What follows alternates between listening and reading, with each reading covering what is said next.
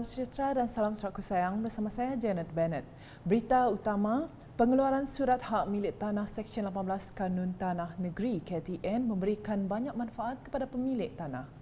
Timbalan Menteri Perancangan Bandar, Pentadbiran Tanah dan Alam Sekitar Sarawak, Datuk Len Talif Saleh berkata, antara manfaat tersebut adalah pemilik tanah mempunyai hak milik kekal ke atas tanah itu, tidak dikenakan cukai tanah tahunan, kos pengukuran tanah maupun penyediaan surat hak milik tanah malah turut dikecualikan premium tanah.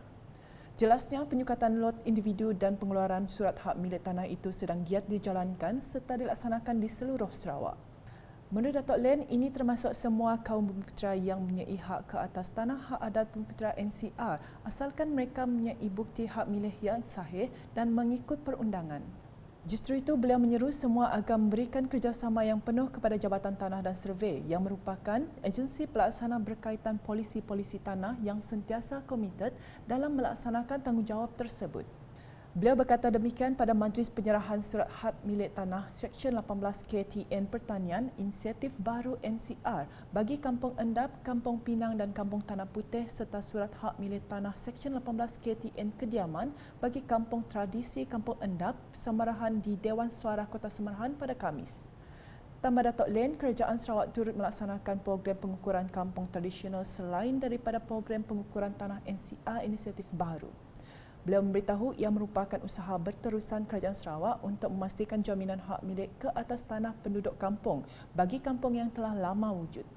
Dalam pada itu, Datuk Len menyampaikan surat hak milik tanah Seksyen 18 KTN Pertanian bagi Kampung Endap, Kampung Pinang dan Kampung Tanah Putih yang melibatkan 353 penerima dan surat hak milik tanah Seksyen 18 KTN Kediaman kepada Kampung Endap di Samarahan yang berkeluasan 12.96 hektar melibatkan 147 penerima.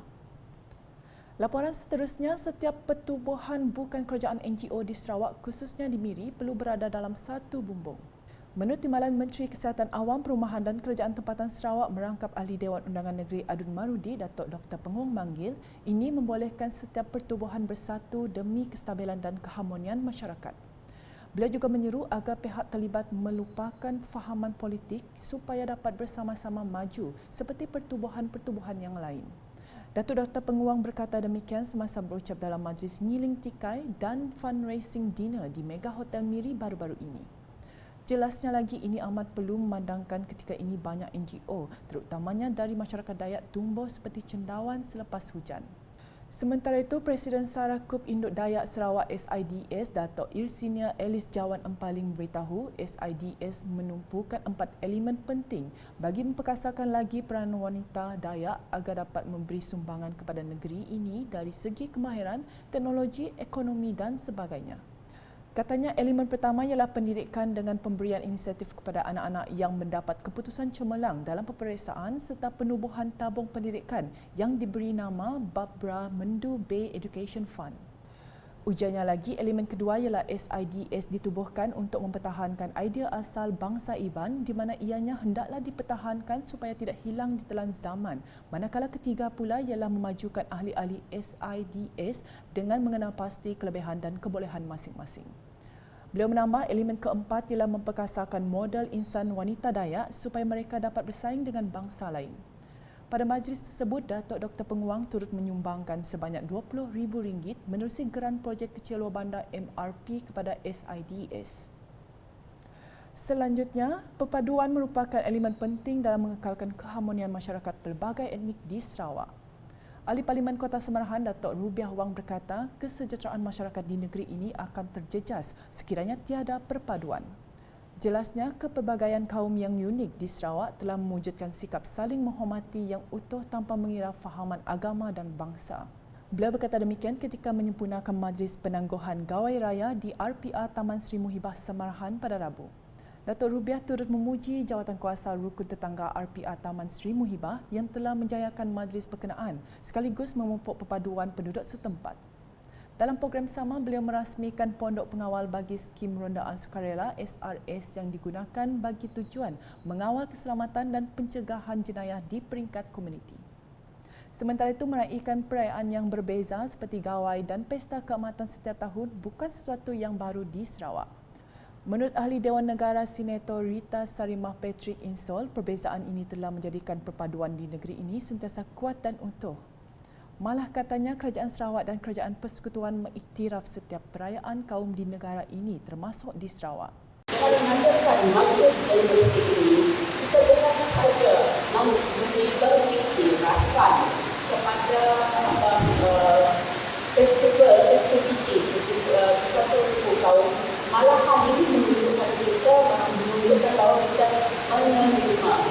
menerima perbezaan dari segi kebudayaan, dari segi tradisi, dan kita tidak membiarkan perbezaan ini untuk menjauhkan kita daripada satu dengan lain, malahan ianya boleh bergabung dan kita menjadikan ikatan kita dengan lebih mesra. Beliau berkata demikian semasa berucap dalam majlis sambutan ngiling bidai dan pesta keamatan SMK Luar Bandar nombor 1 Sibu di Dewan Sri Kenyalang Sibu pada Selasa. Beliau mengulas selanjut mengambil contoh di Sarawak kemajmukan masyarakatnya yang pelbagai kaum dan agama menjadikan konsep keluarga Malaysia terselah di negeri ini. Malah ujarnya tidak hairan konsep keluarga Malaysia yang diilhamkan Perdana Menteri merujuk Sarawak sebagai negeri contoh. Sarawak ini sesuatu yang penting bagi yang suku kaum di Sarawak. We celebrate the differences. We never allow the differences to divide us. Jadi tiap perayaan, kongsi pacar, hari raya, kita Christmas dan juga Gawai, kita sama-sama merayakannya. Sebenarnya ini adalah unsur-unsur, ini adalah kriteria satu keluarga Malaysia yang memang diidamkan, yang memang diwawakan oleh kerajaan pusat, kerajaan persekutuan. Terdahulu dalam ucapan aluannya, Pengetua SMK Luar Bandar nombor 1 Sibu Lau Sing Ying memberitahu sambutan ngiling bidai dan pesta keamatan itu disambut untuk meraihkan para guru, kaki tangan dan pelajar yang berbangsa Dayak. Katanya lagi lebih 80% pelajar dan guru di SMK Luar Bandar nombor 1 Sibu terdiri daripada masyarakat Dayak dan 2 orang guru berbangsa Kadazan dari Sabah serta selebihnya terdiri daripada Melayu, Cina dan lain-lain. Sebelum sambutan ngiling bidai dan pesta keamatan, Senator Rita telah merasmikan padang futsal SMK Luar Bandar nombor 1 Sibu dengan pembinaannya dibiayai dari peruntukan Projek Transformasi Luar Bandar RTP Adun Tamin. Di Kuching pula, Majlis Amanah Rakyat MARA telah memperuntukkan 35 juta ringgit setahun untuk membantu golongan usahawan di Sarawak. Timbalan Ketua Pengarah Keusahawanan MARA, Datuk Zulfikri Osman berkata, usahawan negeri Sarawak mempunyai jumlah pinjaman yang tertinggi jika dibandingkan dengan usahawan di negeri lain. Jelasnya, seramai 4,783 usahawan bumiputera di negeri Sarawak telah mendapat pelbagai kemudahan di bawah MARA. Jadi, dari jumlah tersebut, usahawan bumiputera di zon selatan negeri Sarawak yang terdiri daripada daerah Kuching, Bau Lundu, Serian, Sri Aman, Betong dan Sarike merupakan kelompok usahawan yang terbesar yang menerima kemudahan ini.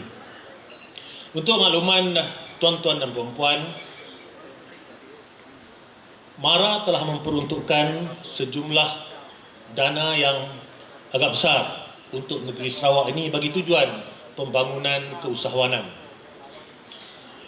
Tidak kurang daripada 35 juta kita peruntukkan setahun. MARA memperuntukkan tidak kurang daripada 35 juta ringgit untuk tujuan membantu usahawan-usahawan di Sarawak. Beliau berkata demikian semasa berucap dalam Majlis Makan Malam Aspirasi Usahawan Zon Selatan Sarawak di bangunan Dewan Undangan Negeri Dun Sarawak pada Rabu. Dalam pada itu, beliau berharap peruntukan yang diberikan kepada Sarawak bagi tujuan pembangunan keusahawanan akan dipertingkatkan dari semasa ke semasa. Dalam perkembangan lain, Datuk Zulfikri berkata, program Sarawak Information and Communications Technology ICT and Multimedia Apprentice Racing Talent SMART merupakan platform bagi golongan belia, terutamanya lepasan pengajian institusi untuk menjadikan bidang keusahawanan sebagai kerjaya pilihan dalam bidang industri multimedia dan kreatif. Sehubungan itu, sebuah premis milik Majlis Amanah Rakyat MARA Smart Incubation Center di Kuching menyediakan 7 bidang pengkhususan iaitu fotografi dan videografi, reka bentuk, animasi, penulisan skrip, pengurusan acara, komposisi muzik dan ICT menerusi Smart Incubator. Timbalan Ketua Pengarah Keusahawanan MARA, Datuk Zulfikri Osman berkata, setakat ini Smart Incubator telah berjaya mengeluarkan 7 peserta di dalam kohort 1 dan pengambilan 15 peserta lagi telah dibuat bagi kohort 2 untuk menyertai latihan kemahiran di bawah bimbingan usahawan mentor Sanjung Inspirasi.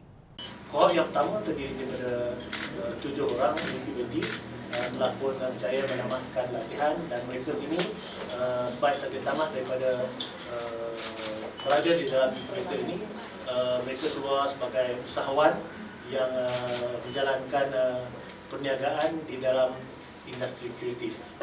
Ada macam-macam perniagaan yang dilaksanakan, ada di antaranya yang melaksanakan perniagaan berkaitan dengan animasi, ada yang melaksanakan perniagaan berkaitan dengan fotografi, creative printing, ada juga di antaranya yang melibatkan diri dalam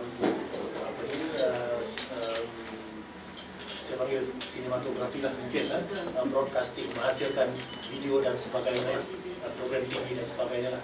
Peluang seperti ini saya rasa pasti merupakan peluang yang tidak boleh dilepaskan oleh terutamanya golongan remaja yang minat dalam kreatif industri untuk memanfaatkan peluang ini. Daripada minat, boleh mereka bangunkan minat itu menjadi perniagaan yang boleh mendatangkan peluang pekerjaan di masa hadapan. Beliau berkata demikian dalam sidang media selepas menyempurnakan majlis perasmian logo dan bangunan Smart Incubator Center di Taman Heritage Kuching pada Rabu. Dalam majlis tersebut, Datuk Zulfikri telah menyaksikan pementeraian memorandum persefahaman MOU dan penyerahan surat tawaran antara Smart Incubator bersama UNESCO, ICH Malaysia, Universiti Malaysia Sarawak UNIMAS, Majlis Seni Sarawak MSS dan Perbadanan Kemajuan Filem Nasional Malaysia FINAS. Turut disaksikan ialah penyerahan surat tawaran dokumentari televisyen oleh Sarawak Media Group TVS kepada Wijasa Media Sdn Bhd.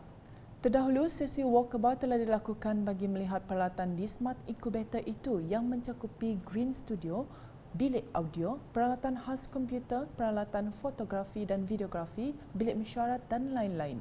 Dalam masa sama, delegasi dari Pusat Maklumat dan Rangkaian Antarabangsa untuk Warisan Budaya Tidak Ketara di Rantau Asia Pasifik ICHCAP yang berpusat di Korea di bawah naungan Pertubuhan Pendidikan Kebudayaan dan Saintifik Pertubuhan Bangsa-Bangsa Bersatu UNESCO juga berkesempatan menyampaikan penerangan berhubung kerjasama program ICH Link yang dilaksanakan oleh peserta Smart Incubator.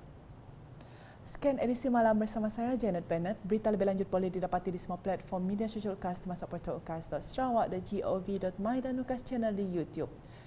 #menyebar fakta. Salam UKAS.